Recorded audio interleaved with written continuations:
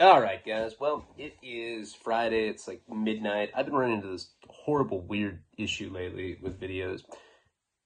It's never used to happen to me, but recently it's happened quite a few times. The other day I was like 50 minutes into a video and I was like, I don't like this. And I just stopped and deleted it. Tonight I was like 15 minutes into one just now, right before this, and I didn't like it. I was like, I don't really like this. So I stopped and deleted it. Wow. And I just spent 30 seconds explaining that. You know, some of you like that explanation. There's some of you are like, it's a pretty bomb explanation. You're like at work, you grab a coworker, you're like, hey, come here, man, check this out. This dude's explaining how sometimes he doesn't like the stuff he records, and then he deletes it. Coworker's like, that is bomb. I mean, I don't know. Anyway, so I haven't had that issue before, but like now I have it. I don't know why. It sucks though.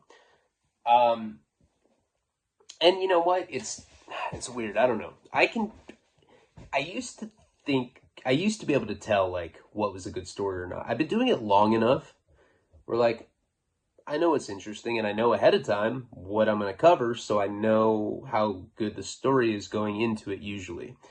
Um, but I always run into this problem at the end of a series. Like with Albuquerque, there's like one, maybe two, maybe three videos left, But this happened in Sentinella. Like, I'll know, like, all right, I get in this fight behind the building. That's how the Sentinella series ends. Then I get out and I can explain a little bit about like what it was like the day before I got out, whatever. But there's like this 30% area of shit that I can't really stretch into content. It's just, and then I folded my shirt. Then I got up. I yawned. Stuck a pencil up my ass. Pretended like I was getting butt fucked in a public school setting. And it sucks, Like, I know when something should wrap up. So it's like, especially with this series in particular, like, the ending is probably the best part of the whole thing. And I'm like, should I do it in video? Should I do it in two? And I don't know. Maybe I'm just getting too over analytical. But I ran into that with Sentinel. I've run into that with other series. It's like at the end, I'm like, ugh, how do I wrap this up? And it like becomes like a source of stress for me. And then sometimes I think that something I'm doing sucks. And I'm like, I can't post that. And Karina's like, I don't care. I think we should just fuck. If we wait much longer, you showered like 7 hours ago. I don't want your dicks to start stinking again. I just want to fuck now. She like asked me the other day. She's like, can you stop like saying on Patreon that I say that your dick stinks? I'm starting to have like relatives ask why your dick stinks. They think it's weird. I'm like, well, I don't say that. Then she like plays she's like on the $3 tier. I'm like, what the fuck? No, she's on. I don't think she's on the 20. I don't know. But yeah, she's low key watching. Um, she's like, your dick doesn't even stink. It just makes you look bad. I was like, they don't care. They know I'm a scumbag. I don't care about stinking dicks. She's like, okay. And I'd be poo daddy. No, she doesn't talk like that. So sometimes I just, like, so I'll post a video that I think is bad, and then people are like, "Here was your bravo, brother. Your stand. This is your modest opus." They're like, there should be statues made of this story. There should be museums. There should be fucking streets named after you. I'm like, huh? And then sometimes I think I did like some bomb story, and then nobody likes it, or I'll get a dislike on Patreon. I'm like, Jesus Christ, what the fuck? I expect that from YouTube. I do not expect that from you guys. Dislikes hurt. Makes me want to... anyway, see, I'm getting weird again. That's why I stopped 15 minutes in the last one, because it was such fucking weird. I was like on some weird ass shit. Talking like really weird stuff. I started singing. I covered a song. I was talking to it. So I'm friends with a famous person that's gay. He's got a gay boyfriend. I mean, most gay people have gay boyfriends. That'd be weird if they didn't. No. Dude, my boyfriend's not gay. What are you talking about? Don't disrespect me, man. He's straight as a fucking arrow. So, my friend who's famous has a boyfriend. Boyfriend calls me. It's like, hey, man, let me pitch a movie that I want you to write for me. I was like, all right, cool. Okay, so, and he starts explaining it. He's like, it's like, and he's like going on and on. And I'm like, and I like this guy. It's cool. He's my homie. But he's like, so it's like me in the opera, right? It'll be like 8 Mile, but I'm gay and singing opera. I was like, so, Gay Mile? It's exactly why I want you to do it, because you know that could win an Academy Award. Gay Mile. Yeah. I was like, all right, Gay Mile it is. Let's write this shit.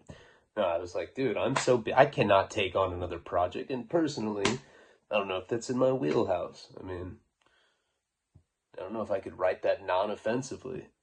Do you imagine going to a studio and they're like, Mr. Leone, do you think it's realistic that every time they smoke meth, they have to butt fuck? But I don't know. I was trying to make it interesting. Gay's saleable now. How do I know? I like girls. Mr. Leone, do you expect us to believe that you like girls? Well, I don't know. I do, though. Swear on my mom's life. Don't shut up. Alright, anyway. Guys, see? Weird direction again. So, this is the last thing I'll say. I'm sorry for the 10-minute introduction. It's actually just 7. So, it's been hard for me to do the Albuquerque, to wrap it up, because I just get over analytical about everything. I'm like, all right, so should I do it in 1 or 2? And what I might do is, when I'm done with this particular video, I might just do it. I don't give a fuck if it's 2 hours long. I might just do the rest of the story. And then maybe if it's too long, I can cut it into a couple. Maybe like add a little soundbite of Palabra or something at the end of one of them. So there's this new series, Shaky Jake, The Return of Shaky Jake. Now, I don't want you guys to think, so I did an 1.5-hour story, and I've been thinking a lot about reshaping YouTube, not Patreon. Patreon stay the same as it's always been, but YouTube, I want to be more guests, right? Maybe like 1 story a week on YouTube. Keep all the stories on Patreon, because nobody cares about my guest. Doesn't matter who I have. You can have somebody like confessing to a murder, and people be like, this sucks. More butt fucking. And then I come on, I'm like, hey dude, have you ever butt fucked? They're like, yeah. Well, let's talk about it. Remember when I talked to that one dude from, the writer from London? Yeah, I think that was cool. Alright, but anyway. So, I tried the story out last night, The Return of Shaky Jake, and it was 1.5 hours. I'm thinking about doing longer form Patreon videos like that are just exclusive for Patreon that'll never make it to YouTube. When I first started, people were like, you're crazy to do hour-long videos. Maybe 1.5 hours is too long, but I don't want you to think that this series is like a repeat of my first 5 years in prison or any of that stuff. It's kind of like the Boston series where there's some overlap, and it just helps me get in the mode to be able to like go in on like newer material if I get back to that story, if that makes any sense. So sorry for the 10-minute completely nonsensical and all over the place introduction when I already did a monologue today. But I'll make up for it, because this will be a longer one, and then I'm going to do another video because I'm going to be at the aquarium, so I want to get all this shit out of the way. Alright. Here we go. So where we had left off last time, I had turned myself in, right? Now, you got to really understand this. I turned myself in under the pretense that I was going to be released. That's what my attorney told me. He's like, look, man, like, let me try to imitate him. It's like, well, I think if you surrender, they're going to let you go on an equity bond. That's what I think. I've been doing this for a long time. I've been doing this for about, 30 years now. And self-surrender tends to translate to stability, okay? And when they think you're stable, they'll let you go home. Attorneys do that a lot. They'll nod, they'll punctuate their fucking sentences like that. And you try to follow their eyes, and if you're already dope sick, it makes you projectile vomit. So he told me that I was going to be able to go home. I packed my proverbial suitcase. I brought drugs in the slit of my boxers. I think about 9 grams of heroin, and then a bunch of white powder. I think there was some Seroquel, methadone, and Xanax. Now remember, I was taking 7 Xanax a day. Before that, I was taking 180 milligrams of methadone. I knew that I was going to I didn't even know what would happen to me coming off those kind of drugs. I might disintegrate into a pile of dust and there'd just be a snake in my pile of dust. So that's why I willingly went. Now, magistrate says that I'm not going to get bail because I have a long history of drugs and violence and I'm only 23 years old. And my attorney's like, well, I've been doing this a long time. I've never seen them do anything like that. That sucks. Hey, man, I got a jet. I'll catch you later. I'm like, what the fuck, man? What do you mean? What? I'm on the calendar 3 weeks from now. What are you talking about, man? What the fuck am I paying you for? Give him a retainer, a fat retainer. I was like, come on. And he just left. Took his briefcase. I could see his shiny bald head sticking out of his, what that Hunter S. Thompson style of hair where there's just where he's bald, but there's just what is that called? There's a ring of hair around him. That's what he looked like. Now, 6 months later, I got sentenced to 5 years in federal prison. Federal prison, remember, they give you months. So they don't give you years. It sounds worse, actually. They're like, we give you 60 months in custody of the Bureau of Prisons, 4 years probation, $250 fine. I was like, not the fine. Come on, Your Honor. The 60 months is cool. 4 years of probation's cool. $250? You're tripping. No, that was of course, that was the least of my problems at that time. And then, remember, I turned around and my dad was like, oh. And the U.S. Marshals was like, Jesus, they're like, man, your dad's weird. Do you realize that you just got sentenced to 5 years? Do you speak English? I was like, yes, I speak English. And my dad is happy because I signed an open fucking plea agreement for 5 to 40. It means the judge could have been in a bad mood. He could have woken up and found out that his wife was sucking someone's dick at the nonprofit she fucking volunteered for. He's like, I hate my wife. I hate everybody. I hate people. Fuck humans. You know what? Fuck that little junky human fuck.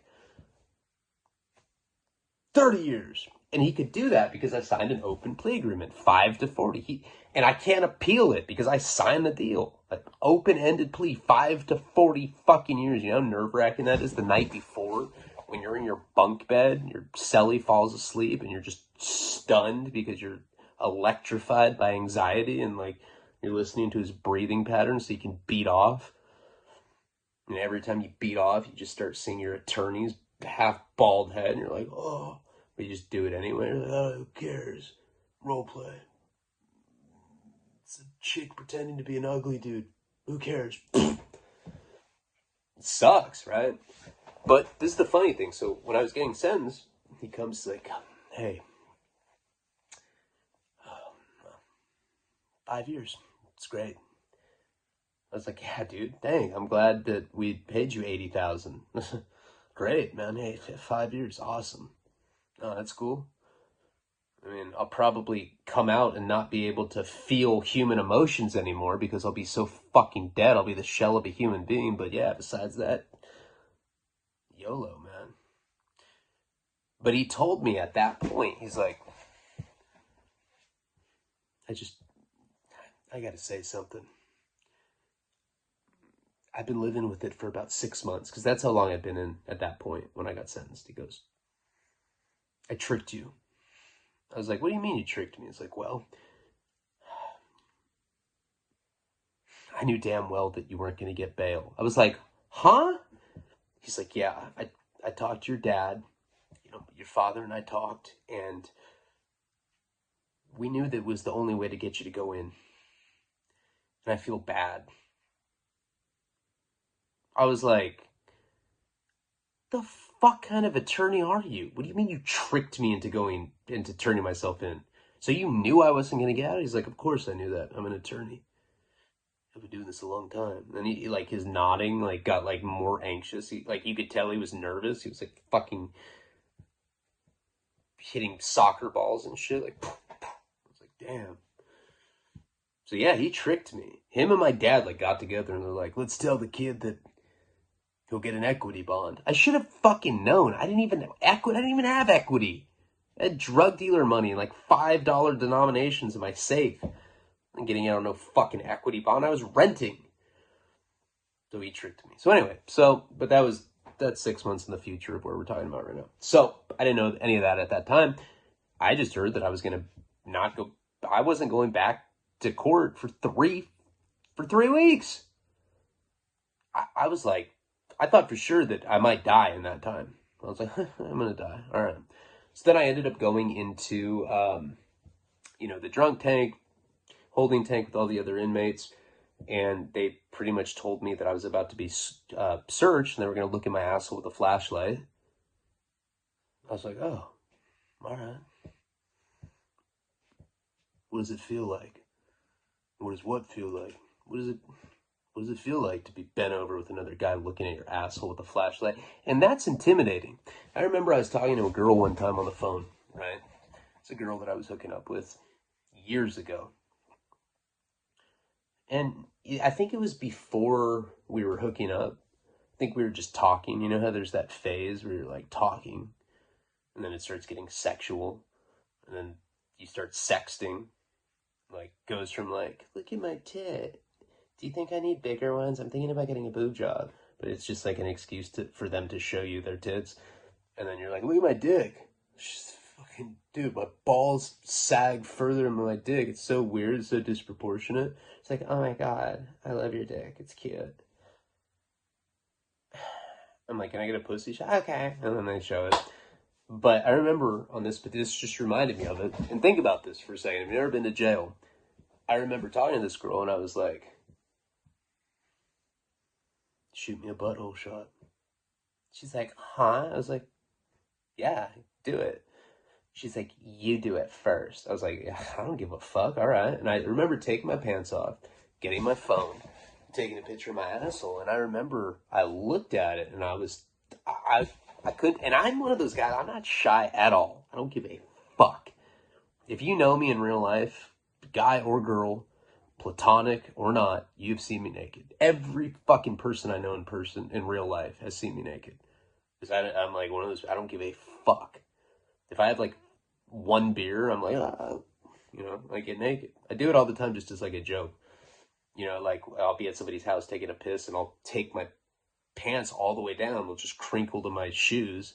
Like little kids do that when they're like at a urinal, and I'll like leave the door open. So I'll like be at like someone's house and I'll just be peeing like that. They'll just see me like without my pants. I'm like, what the fuck are you doing, dude? Close the door. But some people think it's funny. But showing your asshole, think about it. Think about somebody that you want to have sex with and then sending them a picture of your asshole. It is so intimidating. I don't know why. Like, I have no problem showing my dick, but the asshole's different. And I'd never really thought about it before until that moment when I was in federal prison for the first time at MDC LA. They're telling me that they were literally going to look at my butthole with a flashlight. So anyway, I explained it last video. The reason that they do that is because when you squat and cough, if you have a knife in your asshole, because back in the day when the Aryan Brotherhood, when the Black Guerrilla family, when all of that shit was cracking off, the Mexican mafia, all those guys, they used to stick daggers up their assholes. Big old fucking gnarly butcher knife looking shanks. and they'd like stick it up their ass, and then they'd squat and cough, and it would like dislodge a little bit, and it would cut their asshole open, and blood would pour out of it, and that's what they're looking for. That's supposedly why they look at your asshole. That's what they're like schooling me. So remember, I had these drugs. I think they may have been in cellophane, or they might have been in a piece of paper. Whatever the case was, it wasn't something I could just stick up my ass. So I'd taken this grape Kool-Aid wrapper. I'd peeled it off of the plastic. And so just imagine this like being a little piece of like aluminum that's like on a grape drink that would be in like a sack lunch at a jail. It was like foil. Like I unwrapped it, put my sack of drugs in there, and then I folded it. So it was like this super, I remember it was like creased like that. There's like wrinkles. So like it looked like pretty much something that nobody in their right mind would stick up their ass.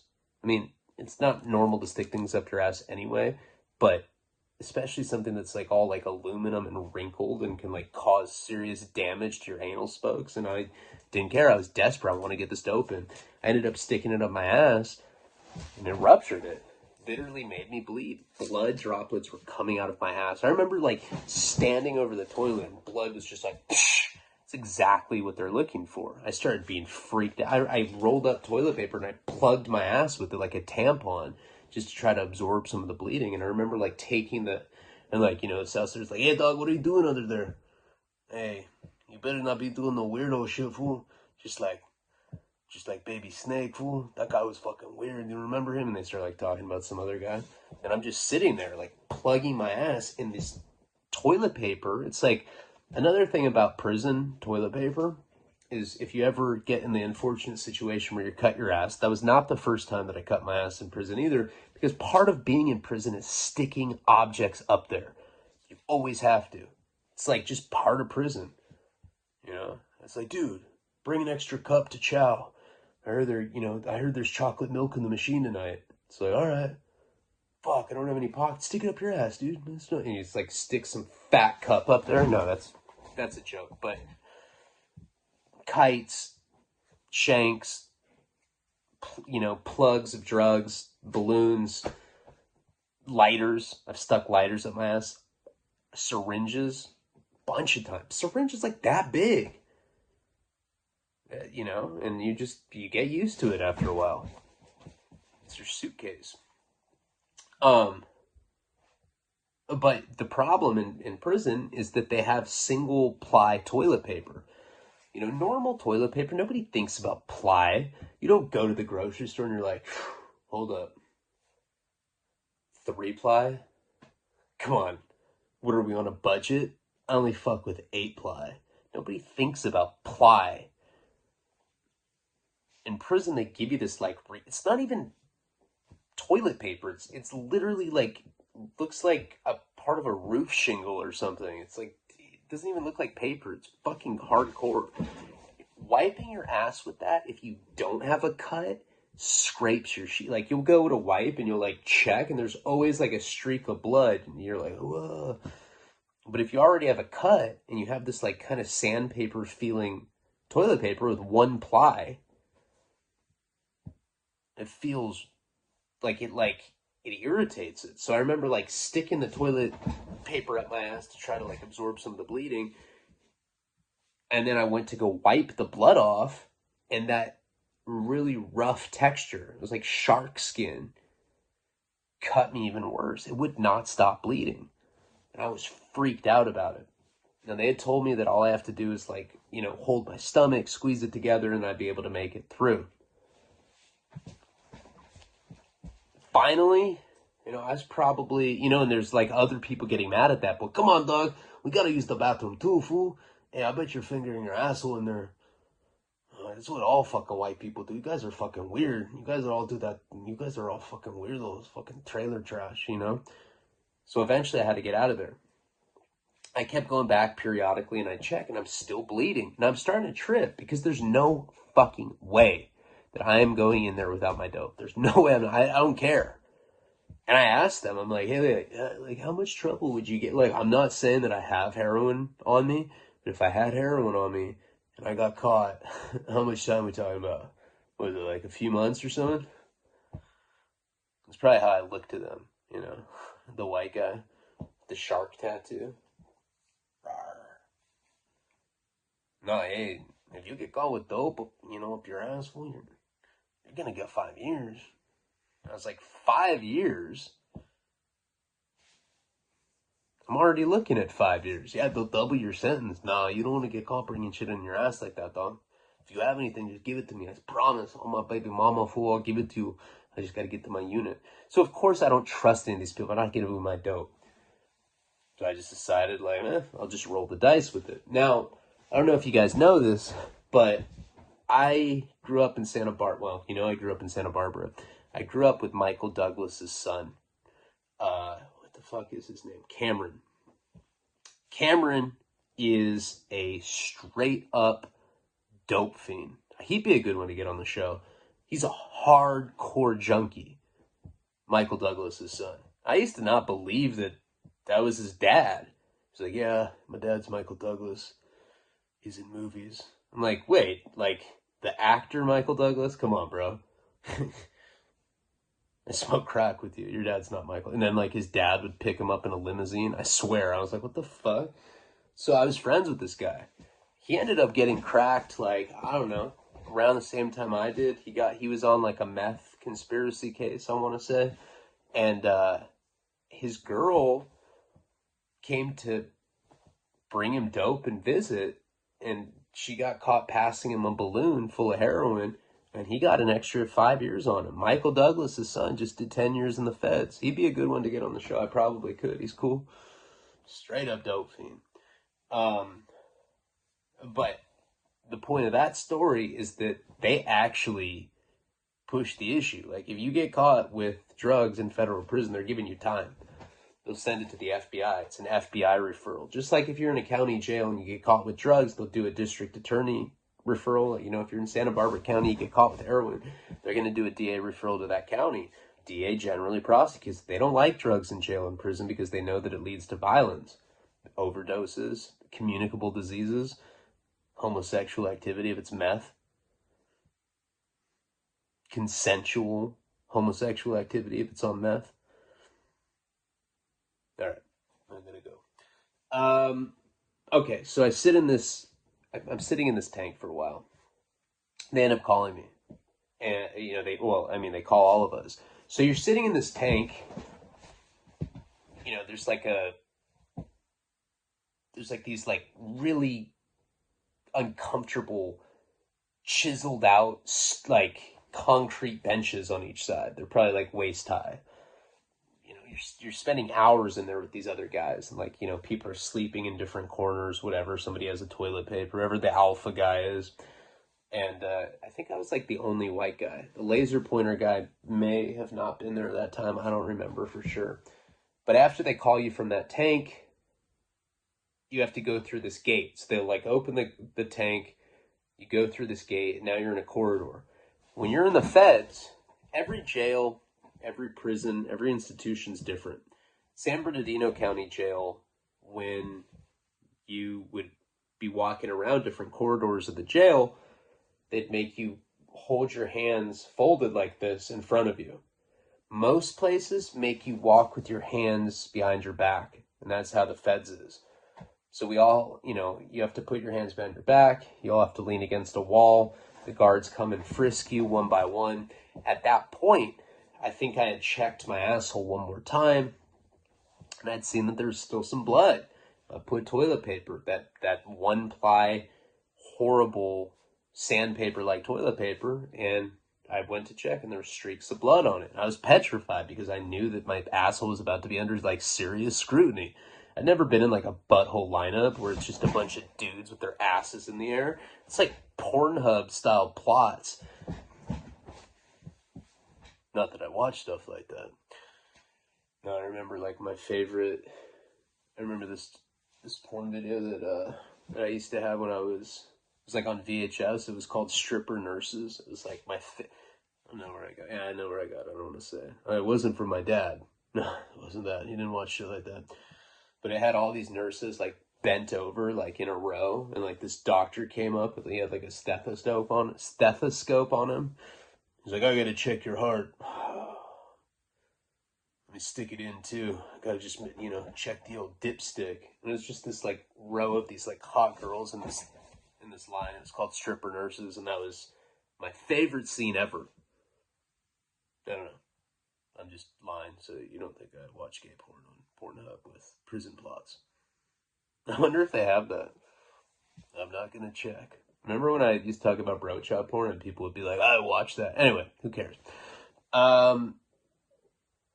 So we end up leaving. So they take you from this corridor up to this place where it's like these 3 stalls.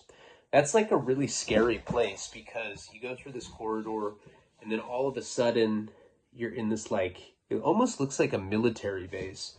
There's like a chain link fence and it peaks to the parking garage where, feds go in and out of with like white vans. They bring in, you see like police cars in there.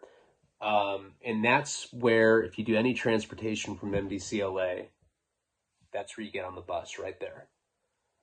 But in that room, there's guards holding guns. It was the only place that I ever saw guards and the feds holding automatic weapons like that. I don't remember why, but just in this particular little section, probably because there was like access to the parking garage or whatever. This is a maximum security place. I mean, there are no levels. So you could be doing 3 months in the feds and you go to MDCLA. You could be doing life and you go through MDCLA. So it's maximum security. Once you get to this little area, I remember it was very dimly lit. Kind of reminded me of, at like a public elementary school, if you've ever been to one at night, there's like that really kind of like cheap looking dull orange. It's kind of like a dull yellow light. It's in all public schools at night. It's this very distinct dull yellow bulb. Doesn't look like a normal light bulb. This is like hepatitis jaundice yellow. It's that shade. I remember that very clearly. And then they have like these 3 stalls. So they make you go into the stalls. They go, all right, guys, take off all your clothes. Put each article of clothing one by one on the wall, because these stalls are separated by these walls. So I end up throwing, my shirt, my shoes, my socks.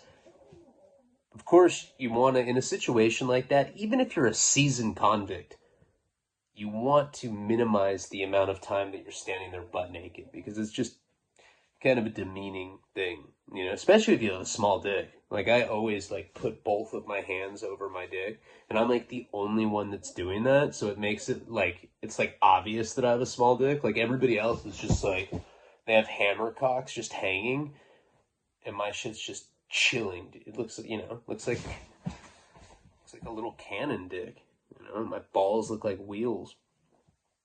And I'm always standing there holding, like putting my hands over my crotch like that. So then, after you're butt naked, we're all standing in our respective stalls. They'll give us instructions. They'll be like, all right, you have to go through your hair. You have to show them the back of your ears. You have to go like this. Show them like, your mouth. Show them under your armpits. And then you have to turn around. This is the part that, to this day, I don't know, you never really get comfortable with it. So you turn around, and they make you lift each leg, each foot one at a time. They look at like underneath your feet. And then they make you turn around again. So it's really weird. It's like they like looking at your ass multiple times. They'll like, you have to show your feet, then you have to turn around again, and you have to lift your ball sack. I always like, and they're like, all right, under the sack. And they're like inspecting. And then you have to turn back around and you have to squat and cough. Now, at that point, my heart was just, needless to say, it was like thudding out of my fucking shirt. It was like, bop, bop, bop. It looked like a cartoon heartbeat. Like, that's how scared I was. I was like convinced that they were going to see blood on my asshole because they had like the mag light going. They're like, all right, come on. Bend over, squat and cough for me. Come on. It's like chewing sunflower seeds while they're doing it. It really makes the whole thing even creepier. And so I go down and I squat and cough. And they make you spread your cheeks too. So you have to spread your asshole open and go, oh, that wasn't loud enough. Come on, boy. The whole time I'm sitting there with my eyes closed. I'm like, God, they're shining this mag light on my asshole. I'm thinking for sure I'm going to get busted. They made me do it 3 different times. And I had to even redo one of them, like I said. But I ended up getting away with it. You know, they didn't find the little package that was like nestled in my asshole. And I end up, at that point, after they do the squat and cough and the strip search, they end up giving you your new clothes at this place. So obviously each prison, well, not each prison, like once you get into the actual federal system, like once you hit a yard like Victorville or Lompoc, they'll give you a standard federal uniform. It's the same thing that Boston George, well, Johnny Depp wore in Blow. You know, khaki button-up, khaki pants. They give you work boots. They give you boxers. They give you socks. All that. You know, you get linen and everything. But at MDC LA, they give you, like, these green scrubs. It looks just like what, like, a male nurse would wear. You know, gay mile. That, you know, green scrub shirt, green, like, pants with like an elastic waistband on it, and God, I need to pick this story up. I'm sorry. All right, so anyway, fuck. Who cares what the fuck I'm wearing, dude? I'm in jail. Nobody cares about this. This isn't Queer Eye for the Straight Guy. Is that how it sounds? So, great. Now I'm out of battery too. Quick intermission, guys.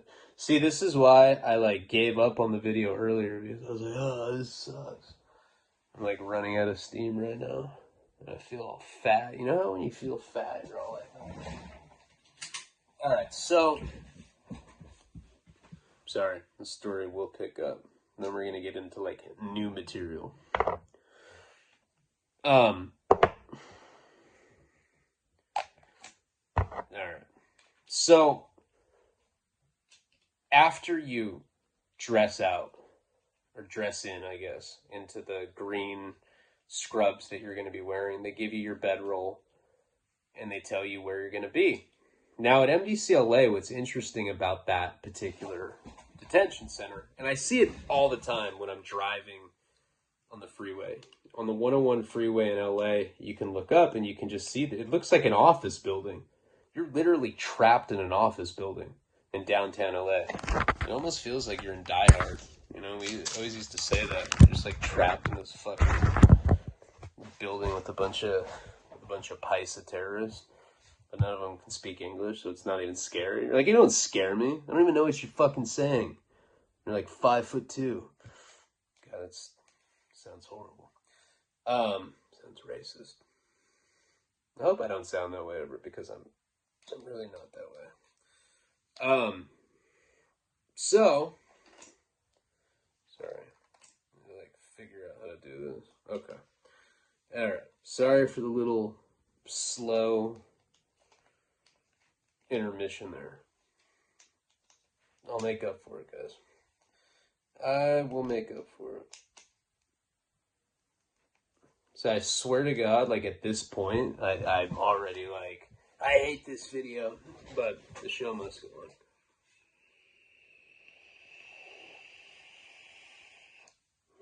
Alright, we're good now. So, what's interesting about this particular place is, like I said, it's an office building, and it's 9 floors, you know, and to get to each floor, you have to take an elevator. Now, when you go in an elevator, I was probably in that dress-in area where they exchange your clothes, make you squat and cough. I was probably in that area with like 5 other guys, all Southsiders. After we were done and they gave us our linen, we go down another corridor and they bring us to an elevator. At that particular place, you have to take an elevator everywhere, and they make the inmates go stand facing the back of the elevator. So you have to like stand there with your hands behind your back.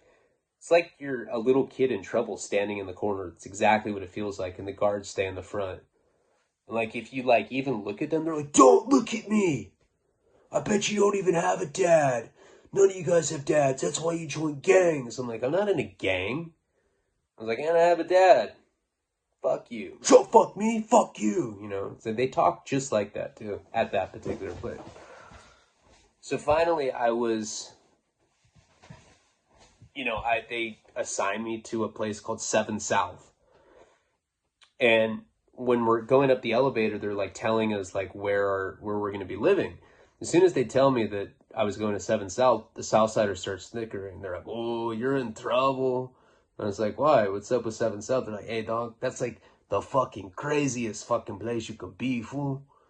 Hey, I heard they don't even wear clothes there. You guys are just gonna be watching TV without your clothes on. You're gonna be sucking people's dicks, fool." They were really saying that, I swear, in the elevator. They're just fucking with me. But like, I'm already like super emotional. Like, I didn't expect that I was going to be stuck in there. Certainly not for 3 weeks, and I was already going through it. I remember it just like kind of sent me south. I was like, put me in like a really like funk, like these guys were already like laughing and I was like the butt of the joke. So we end up getting to 7 South. None of those guys that I was on the elevator with end up going to that unit with me. I'm going by myself. So I had to walk to this unit. The guard took me up to it, to the Sally port. You press a button. Then another guard comes and opens the door up, and then you have access to the unit. That's when you get inside the unit. Now, this place is like classic prison, like 270 horseshoe style shape, double tier, just like you'd see in movies. There's like little metallic seating, like tables with stools. There's people playing chess. Always black guys like throwing dominoes, being unreasonably loud. I know that sounds prejudiced, but that is true. So I guess it's not prejudice. I'm just speaking the truth. It's like the kind of shit that like white supremacists say. Man, I'm not being prejudiced. I'm just telling you how it is. They're not even people. That's how that guy talked.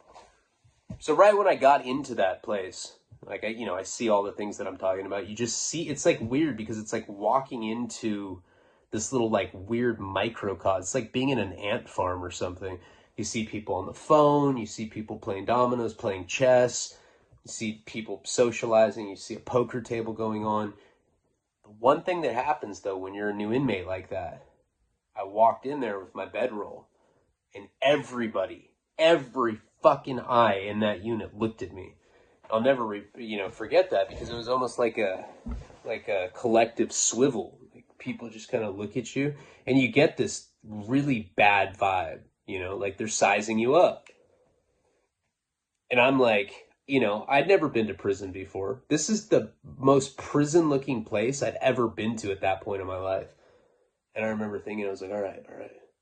What do I know about prison? All right.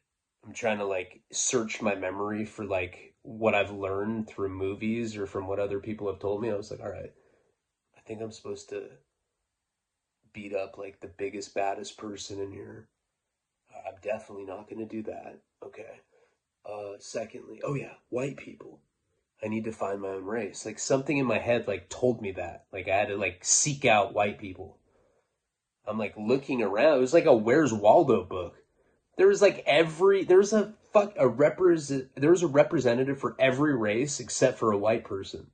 There's like Egyptians. There's like Haitian. There's like Chinese guys. There's like 6 Chinese guys smoking hashish out of a pipe. I was like, what the fuck? No, there wasn't. But there was pretty much every race you could think of except for white. And then I look and I see like one white guy. It's some guy with like a cane, dude. Some old ass Moses looking white guy. And I was like, I'd been through that in Florida. I was like, great. The only white dude that's in here might die any day of old age.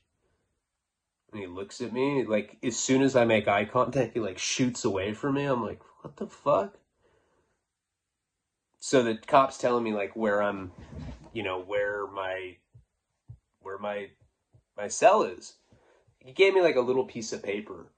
And I ended up going and looking for the place that I was assigned or whatever. I remember I just like went up to a black dude, right? It was like the first guy that I saw. And he was like a big black dude, like Suge Knight, but not as like rugged looking, like much more polished. I remember he had his like, just, like freshly shaved head. It was like all shiny.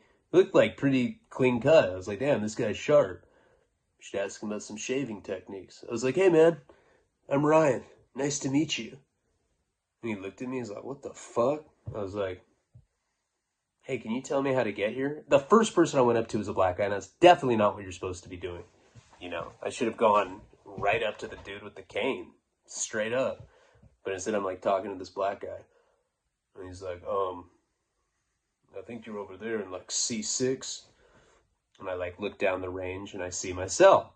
So I go up to it and I look in there and there's just some paisa. Like, it looked like some like vagrant paisa. I was like, first of all, when you get to jail, everybody knows the first thing that you're supposed to do is make up your bed.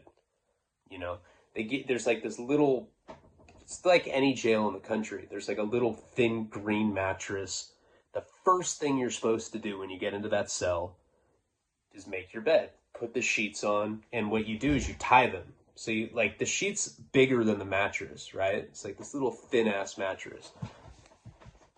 You twist it up on both sides, and then you like make knots, and you kind of tie the sheet to your mattress, and then you have other sheets that you can put on top of that, and then they always give you 2 blankets.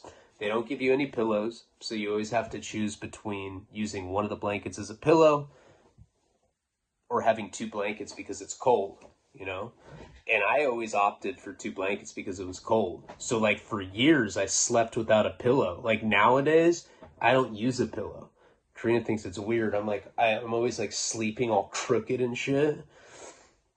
It's like, how do you do that? Is that why your dick stinks? Because you sleep crooked and all the sweat collects under your balls. And I was like, yeah, that's why. She's like, I know it. Poop with daddy. No, I miss her voice. So I'm like, and so this paisa is on the lower bunk and he's passed out. He's like sleeping on the green mattress with no sheet, no blankets. Now, I'd already done a lot of time in Santa Barbara County Jail. I'd done a lot of time I'd done some time in Florida. I'd been to various substations, as I'm always talking about, throughout the country. And one thing I'd never seen in any of the jails that I've been to was somebody just sleeping raw dog like that on a green mattress. Those mattresses are fucking foul. There's like dried cum stains. It's disgusting. This guy was just curled up. I knew that was not correct. And I like go up to the top bunk and I throw my sheet down. And I'm always like, I'm a really lazy person. It's not even that I'm lazy. It's just that my ADD is like out of control.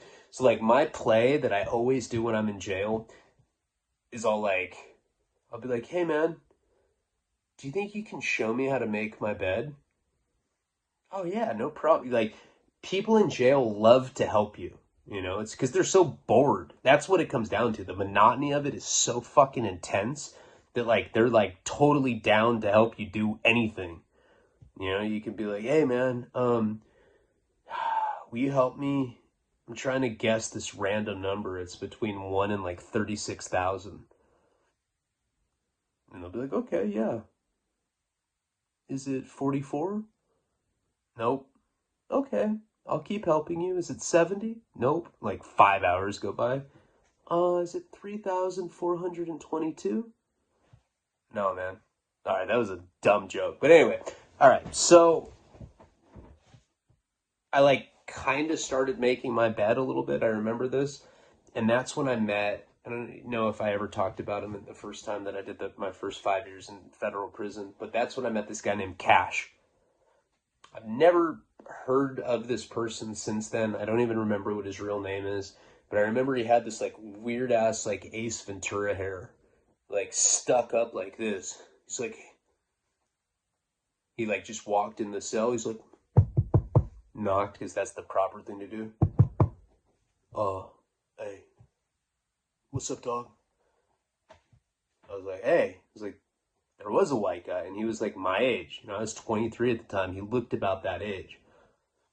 He introduces himself to me, and he says that his name is Cash, that he's the guy that has the keys for the for the unit. I didn't even know what that meant. I was like, does that mean we can get out of here? He's like, no. Just means that I'm the shot caller. Show me some respect, god damn it. I was like, oh, all right. And, you know, he was actually ended up being a pretty cool guy. And the reason that they called him Cash is because he played the guitar. He had a beautiful voice. He serenaded, like, all the Pisces with his voice. All the Pisces, like, wanted to fucking make out with him. He'd be like, yeah, pretty much every guy here wants to kiss me. It's probably because of my voice. I'm like, ew, they want to kiss you? That's gross. He's like, yeah, when you've been down as long as I have, though, things like that become kind of complimentary. I'm like, yeah, how long you been in, man? Oh, I don't know. About 60 days. Long time. What about you? I just got in here today. So he starts breaking it down for me, right? And he's like explaining to me what the politics are. Now, I'd been in Santa Barbara County Jail, where there are politics because it's California. The reason that state prison politics trickle their way back into the county jails is because people that go to California state prisons go back to jail, right? Or people that are in jail are on their way to prison. So these politics start making their way into the county jails. Federal prison's a little different, and that's what would really confuse me, you know, throughout my first term, is that the weird thing about federal prison is it's hard for there to be consistent politics because there's people from everywhere. You know, it's hard to tell some like hardcore skinhead from like Arkansas that you're going to do exactly what the Peckerwoods in California tell you to do. So you start finding a lot of these people that kind of buck against politics or kind of make their own politics. There's a lot of people from the South is a good example. Like there's guys from Georgia. There's a lot of guys from the Midwest. Detroit's a great example. Chicago. A lot of the white dudes out in those areas run with black guys on the street. A lot of their friends, like some of their best friends are black dudes. And like I said, like I'm going into jail with this completely like never been racist in my life, never liked racist people.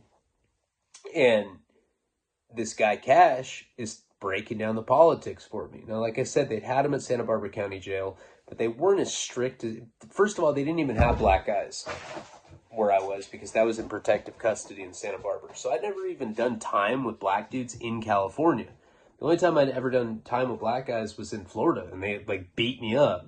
Like, we hate you because you're white. I was like, okay, well, it's I hate myself because I'm a drug addict.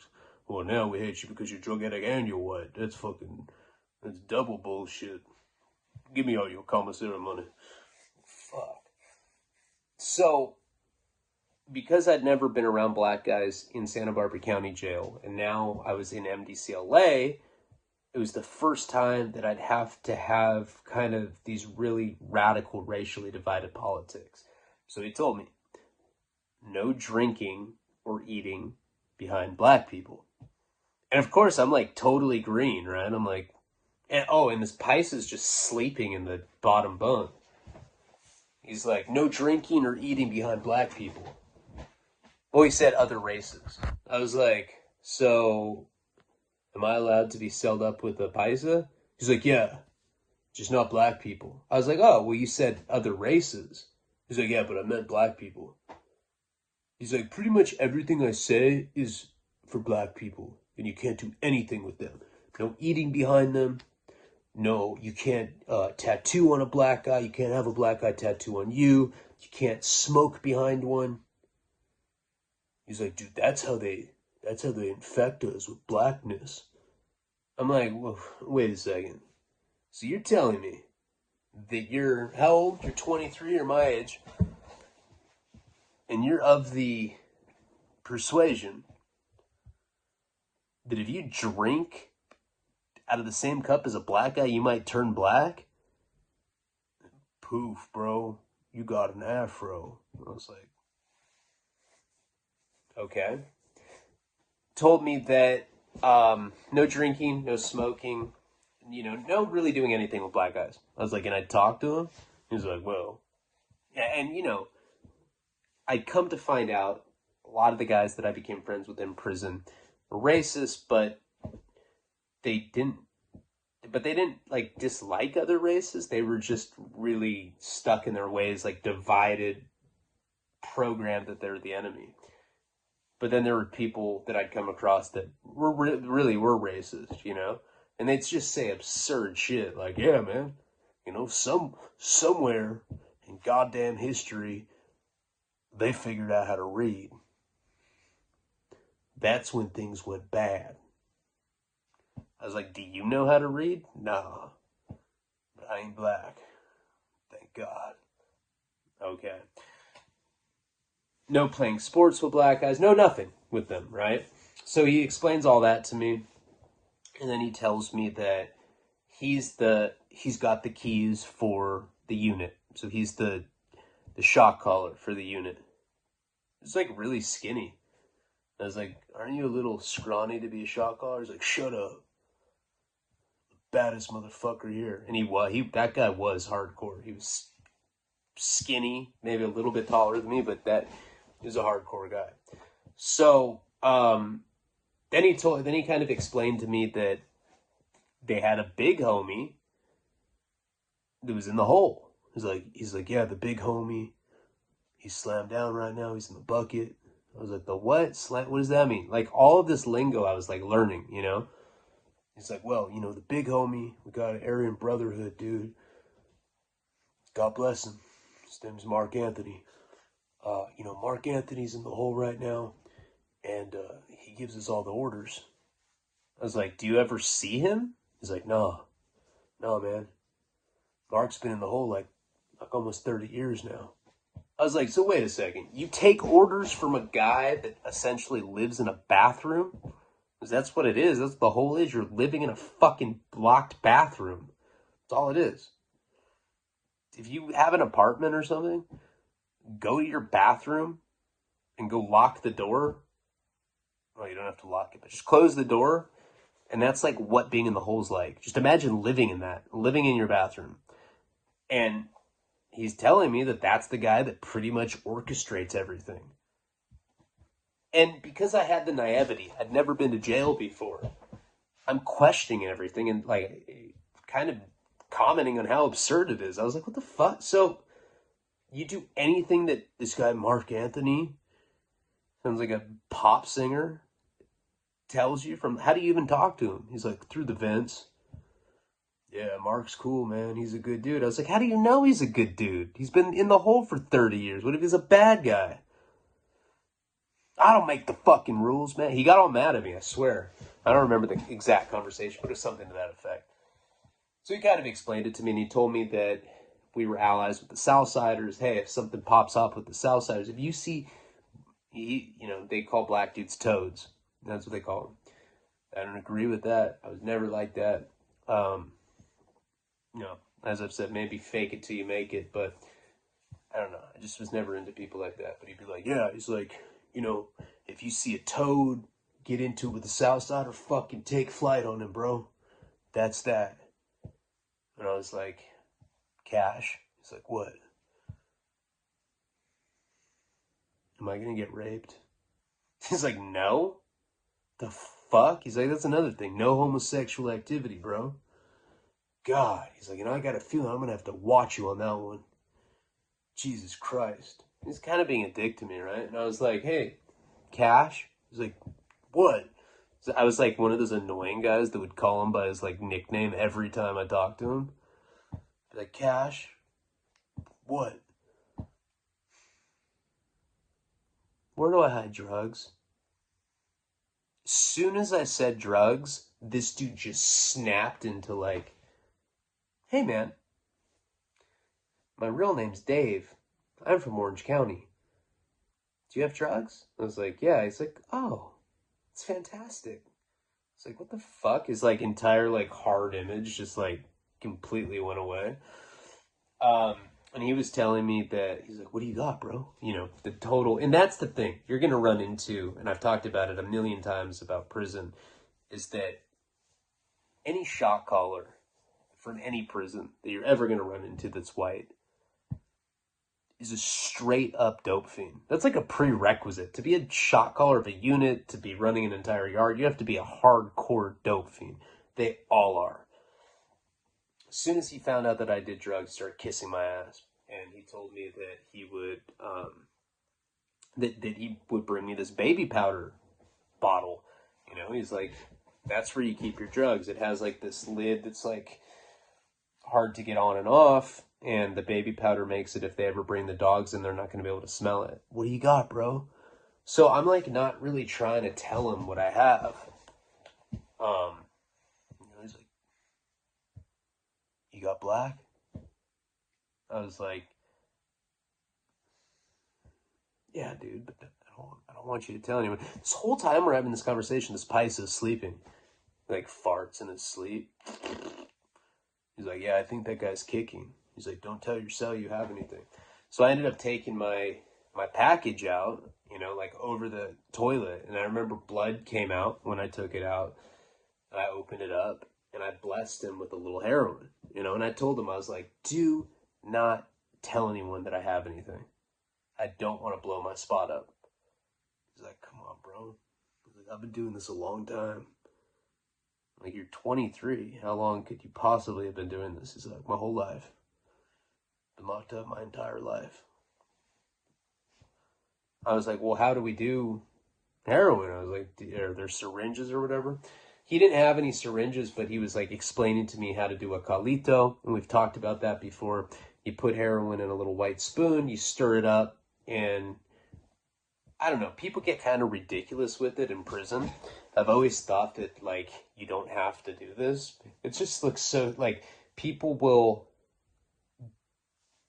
hang upside down off a bunk bed so that, like, you're like this, and somebody will come up and you use one finger to, like, close the other nostril, and somebody will get the spoon and they'll pour the heroin into your nose, and it, like, the whole theory is that if you do it like that, the heroin, this is how dumb people are in prison. Well, I don't know. This may be true, but I highly doubt that that's how it works.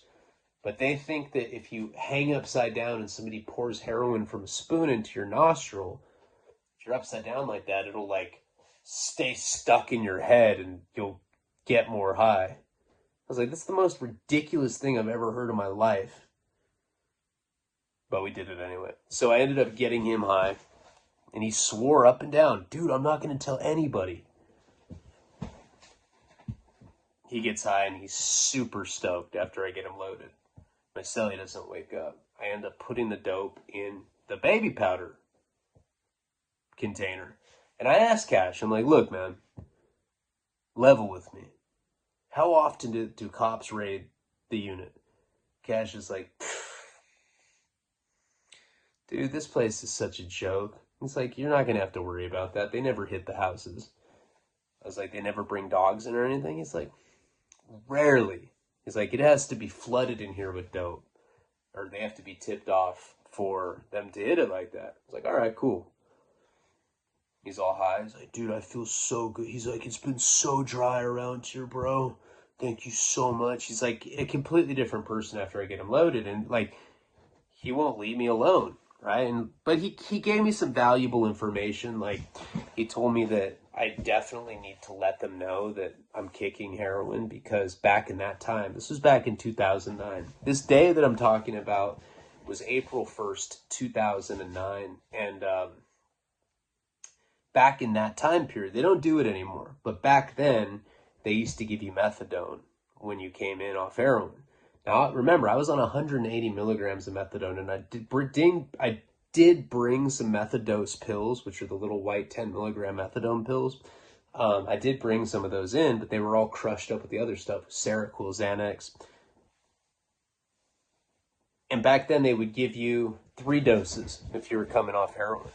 And that's what Cash told me. It's like, don't tell them you're coming off methadone, you know, because they'll give you methadone.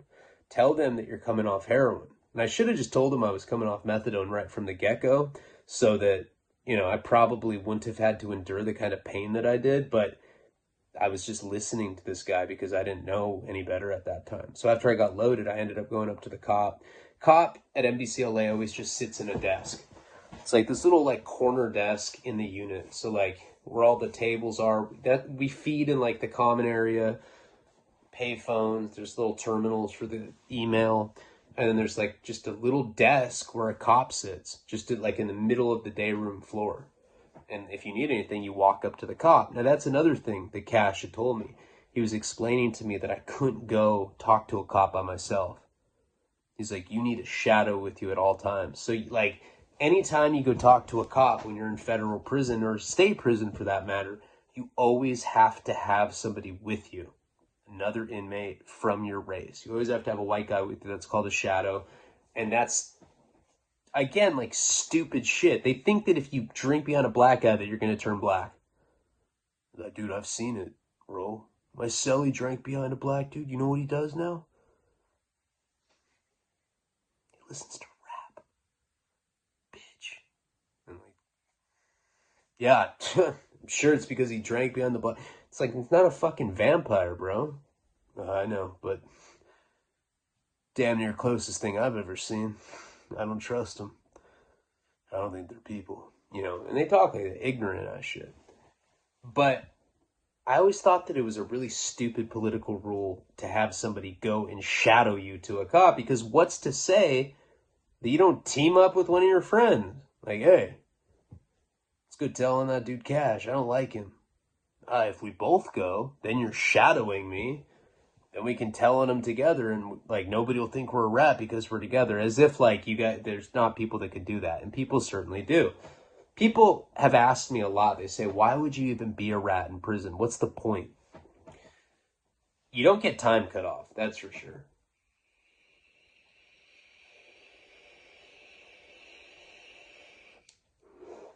They're not going to give you credit off of your sentence for telling on people. But unless it's for something serious. Now, there are jailhouse snitches that do stuff like that, especially at MDC LA, because you got to remember, this facility was pre-trial for the entire federal system. If you get arrested in LA, you have to go through MDC LA. And it's a detention center, so it's like a county jail. I think you can serve up to 3 years there as well. They have like an entire floor for like short time prison sentences. And then you're there for pretrial. Pretrial can last anywhere from 6 months to 10 years. You know, there were people at MDC LA at that time that had been there for 10 years. What I had learned really early on is that people that are in federal detention centers like that for a long time, like when I say a long time, I'm talking about anything over like 3 or 4 years. Generally, that means that they're waiting to testify against somebody. That's why they're there for years like that. You know, they have to wait for the case to get built up. Sometimes they have to testify to the grand jury. That's what gets people indicted on like a superseding indictment, shit like that. But what was I just talking about? I ended up walking with Cash to the cop, and Cash was like, hey, you know, he's like all like buddy with this cop. He's like, yeah, he's like, he wants to like give you some medical information about himself. And I told the cop, I was like, look, you know, I'm coming off heroin right now. And he was telling me that if I told you that you could let medical know so that I can get my methadone dose. It was as simple as that. The cop got on the phone, called medical, and got me on the list so that they were going to start giving me methadone that night. You know, and I was happy about that, even though I had heroin. But when you're strung out on heroin to that degree, the methadone doesn't even touch it. You know, when you're strung out on, when you have a methadone habit to the severity that I did, 180 milligrams a day, heroin is not going to get you well. You know, it was like more of a placebo thing. And you also have to realize that I was doing 11 grams of heroin a day at that point. That was like in the peak of my drug dealing days. So it seemed like I had like an unlimited supply. So anyway, after all of that, after Cash brings me to the cop and I let him know that I'm taking heroin, I get on the list to get methadone for that night. We end up going back to my cell. My cellie's still asleep. you know, and he's like telling me that I'm cool to be celled up with him, that they don't care. I'm allowed to cell up with Paisas and I'm allowed to cell up with Southsiders, but again, surprise, surprise, not black. So I was like, what about Asians? It's like, dude, Asians are black. Don't you know anything about geography? I was like, oh my God. And this is the kind of people that you're dealing with. So I pulled the whole, will you help me make my bed thing? Cash helped me make my bed. And then he left after that. Pice is still passed out. This is my cellie. So he leaves. I go and I'm like laying in my bed. I'm just trying to like not be around anybody. And some white guy comes up to the cell and he pops his head in. He's like, hey man, I'm Marvin. I know this is random and Cash didn't tell me nothing, but I was wondering if you had any heroin that you wanted to sell me. He didn't say you had it for sure. I'm just making an assumption. You got any? Come on, bro. Come on. I just found out my bitch is cheating on me. I've been with her like 4 months, man. Breaking my goddamn heart, bro. We were supposed to get married. All that. Let me get some of that good stuff. I was like, I have no idea what you're talking about. He's like, oh, come on, man. Come on. Like, I have no idea what you're talking about. So he ends up leaving. A few more minutes goes by. Another guy comes in. He's like, and this is like, I didn't see any of these white guys when I walked in. I only saw like Moses, which is like a pretty common thing that happened to me at like a bunch of prisons. I'd go to these like really combative, violent spots, and there'd be like a couple decrepit white dudes, and eventually like I had to run with the Southsiders at MDC LA because there were no white guys that I could even like team up with. If anything cracked off, it would be like me versus every single black guy. There's like 70 in every unit. Eventually I had to team up with the Southsiders. But people kept coming up to me and asking me for dope, People were coming up to me with laundry bags full of commissary. They're like, come on, man. This is $70, $80 worth of store. Let me give it to you right now. Just give me a little something. So Cash went around and definitely like ran his mouth, let people know that I had something. Shortly after that time, they end up calling 4 o'clock count. So we all have to go to our cells. And it was the first time that I'd been locked in a 2-man cell. These were 2-man cells. So at that point, I crawled up in my bed. My cellie wakes up to like go take a piss, right? I'm just laying up there. I remember some Cash had given me an Aerosmith book, and I was reading about Steven Tyler kicking methadone, and like the full-blown sickness hadn't kicked in because methadone, the one good thing about it and the reason that I got on the clinic to begin with back in 2007, and I've explained this before, is that my habit was so severe that I was waking up at 8, 9 in the morning. Maybe I went to sleep at like midnight or something. Woke up early in the morning and I would be deathly dope sick because heroin has a shorter half-life than methadone. Methadone has a longer half-life, so it keeps you well for longer. Keeps you well for like 24 hours. That's the whole reason. That's as silly as it sounds. That's why I got a methadone to begin with, because I was so sick of waking up dope sick. So it's not like I was feeling physical. It lasts about 24 hours. Methadone will hold you for about 24 hours. Sometimes people say it's shorter, depending on how strung out you are. But, I ended up, I wasn't feeling like too sick at this point. I think it was more just I was emotionally drained. It's always an incredibly emotional day. The first day that you're in jail, in any type of situation, even if you're not doing a long time. This one was particularly bad because of like, I knew that I thought for sure I was going to get bailed 3 weeks from this point. I hadn't talked to Jenny yet since I'd been there. I think, well, I'll get to that in a second. But anyway, so I'm in the cell. It's 4 o'clock stand-up count. My cellie gets up to take a piss.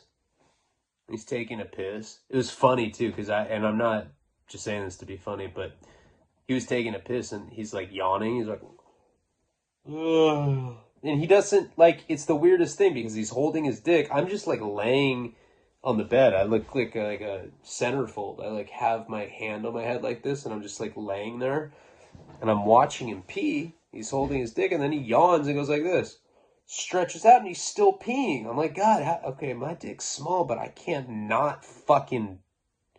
I know it's just a little cannon, but like if I do that, pee will go everywhere. It's like, God, how small is this guy's dick? I'm just watching him. He's like peeing with no hands. I'm like thinking he's about to do some sort of gymnastic backflip or something. He looks all graceful. I was like, what the fuck? And he turns his head and he sees me. And he just like he's all startled. He's like, and he does not speak very good English. So he's like yelling in Spanish. He's like, ah, and I can, the only thing I can understand is that he's saying Diablo, and I know that that means devil. I think he was like probably saying, who is this devil white person? Something like that. I don't know. I couldn't really understand what he was saying. And I was like, hey man, I'm your celly. I'm your celly. I live with you. I didn't know shit in Spanish. I just knew how to say chiva. It was heroin. I was like, chiva. He's like, Simon. I remember that guy, Simon. He was saying the same shit though, but not all crazy like that. He's like, Simon. And he like comes up to me. I remember I was just like, I'm not joking. I had my hand in I was like holding my head like I was like a centerfold model, you know, just it was all feminine and shit. And he just like walks up to me, and I remember thinking, I was like, this is it. I'm gonna get raped by a 5'4" paisa that looks like a fucking Ewok. And he walks up to me, he's like, ¿Cómo estás? Or, you know, or mucho gundo, or whatever the fuck he said. I don't speak good Spanish. So he stuck his hand out and he shook my hand. He starts like talking to me in Spanish. I have no idea what this guy's talking about. And I was like, hablo poquito español, which I thought meant I don't speak Spanish, but I was saying I speak a little. That's what hablo poquito español means. But because I said that, now he thinks that I understand a little bit of Spanish, so he's like trying to communicate with me that way. Not saying any English, just all Spanish. So eventually, you know, he like stops talking to me after I can't respond to him. So he just gives up. He ends up going back into the lower bunk and just like laying there. Well, I didn't know how long stand-up count was, and I was like, hey man, how long is stand-up count? I didn't say anything. And I like look down, he has his headphones on, he's listening to music. So I like, you know, I tap on the bed to get his attention, takes his headphones up, and I was like, hey, how long is stand-up count? He's like, no. I was like, God, this is so annoying, living with somebody that doesn't speak my language. So finally, like maybe 30 minutes, so I'm just laying there. I remember I was reading this book about Aerosmith. About 30 minutes later, you hear the cops go, all right, C range, stand-up count, lights on. So that's what happens every single day nationally. In any prison in the country, there's a 4 o'clock stand-up count. In federal prison.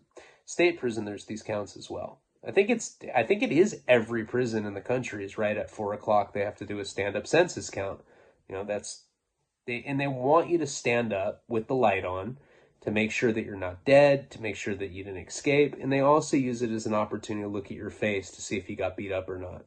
So it's multifaceted why they make you do the stand-up count. Anyway, I had to jump off the bed, stand in the middle of the cell with him, with a light on. And as soon as they walked past, I asked him again. I was like, yo, man, how long are we going to be in?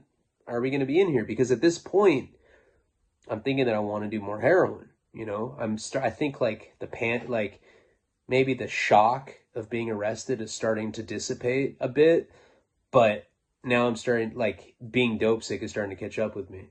So I'm trying to ask him this. He's not responding. And so I just decided to do one. Now, I'd only done one calito in my entire life, and that was with cash right before that. That was the only time I'd ever even seen that done. I've been shooting heroin at that point. I was 23. I'd been shooting up since I was 18. So I'd already been doing dope for 5 years at that point. I'd never seen nobody snorts heroin because it feels like you're snorting a line of chlorine or something. You know, it burns. It's like, makes your eyes tear up. It really, you know how like sometimes when you're in a swimming pool and a bunch of chlorine gets in your nose, you know that feeling where it's just like burns? That's what a calito of heroin feels like. But I couldn't wait anymore. So I end up looking around for a spoon, you know, because he had showed me. And in federal prison, they have a lot of sporks. So the way that most people do calitos, what I've seen and what I've done in federal prison, is you get a spork, you know, like an orange spork, which is a hybrid of a spoon and a fork together. I don't even know if they have those outside of prison. I may have seen those in like a cafeteria before, but that's what they gave us there. That was like our utility. No knives or anything, of course, but they'd give us a spork mixed with a spoon. So I'm like looking for one, and I ask him, I'm like, spoon. And he goes to his locker and he gives me a spork. Now, there's no way that I could not there's no way that I'd be able to do the dope without him noticing, because I had to get water, right? So, there's a sink. And the way that Cash had showed me, all heroin's water soluble. You know, we've talked about this a million times. Even though popular culture will make you think that you have to put heroin in a spoon, heat it up with a lighter for it to liquefy. The fact is if you have heroin in a spoon and you use something just to mix it up, like a pen cap or something, that's usually what you use. It takes a lot longer. You have to stir it up and stir it up and stir it up, but it's water soluble, so eventually a glob of black tar heroin will liquefy. And once it's liquefied, you can do the calito, and you can just, you know, dump it into your nostril. You can get high that way. And in my case, I was just trying to fucking feel a little better because I was starting to panic. So I end up grabbing the baby powder. You know, Cash should let me borrow a baby powder container. He took the lid off for me, and then he just left it on top of my desk, or on the locker. He's like, just leave it on top of your locker. He's like, they'll never suspect that you have drugs just out in the open like that. Sometimes that's the best place to hide drugs. So I end up taking the baby powder bottle up to my bunk. I unscrew it. I take out the dope, and I prepare a calito of heroin. You know, I put it on a spoon. I put a fat glob. I brought like 9 grams in with me. So I had like a fat fucking glob of it. Probably like a half gram. You know, it took forever to dissolve. And I didn't have a pen cap or anything. So I'm just like doing it with my finger. And I go up with the spoon or the spork up to the sink.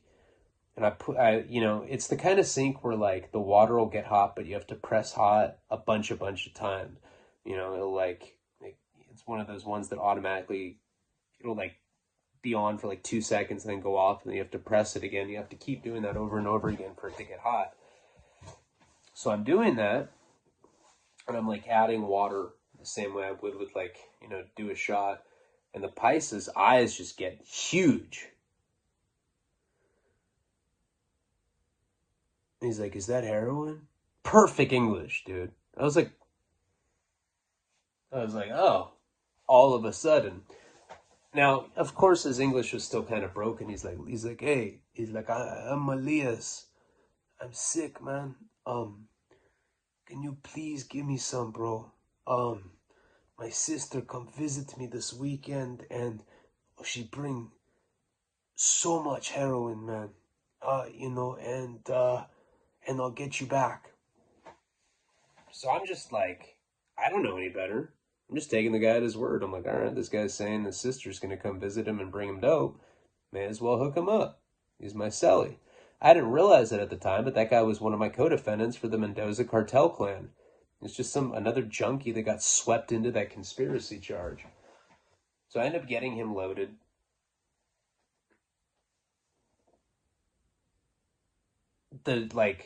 Finally, and he's all loaded. He's laying in his bed. He's like listening to like mariachi music and shit. He's all stoked.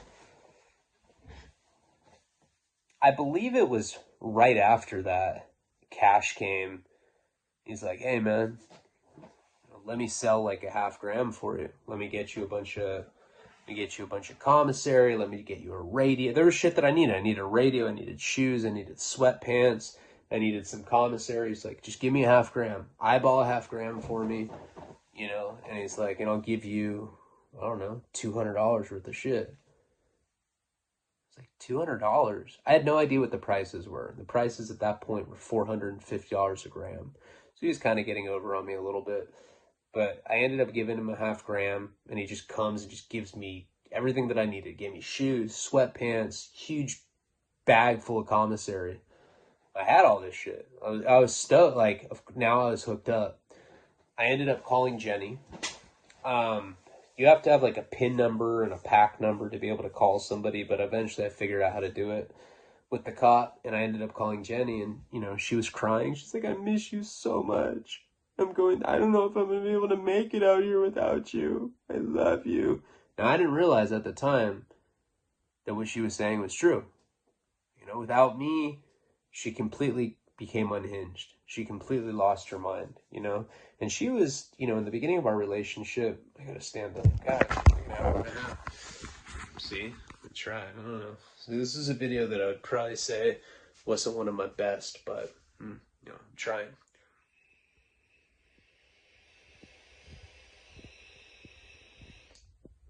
So Jenny, she was the kind of girl that took care of me.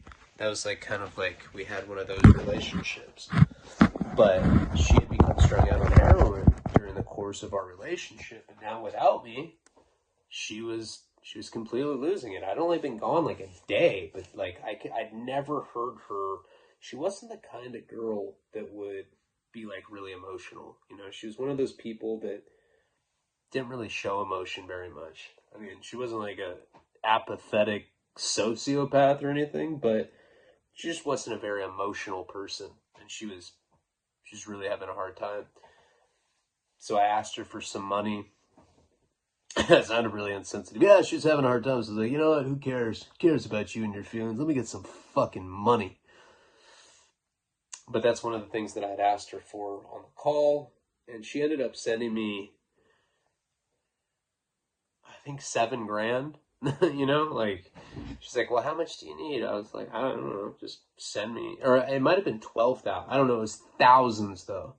I remember when it hit my books. Back then you had to check on the phone, and it was like, you have $12,000.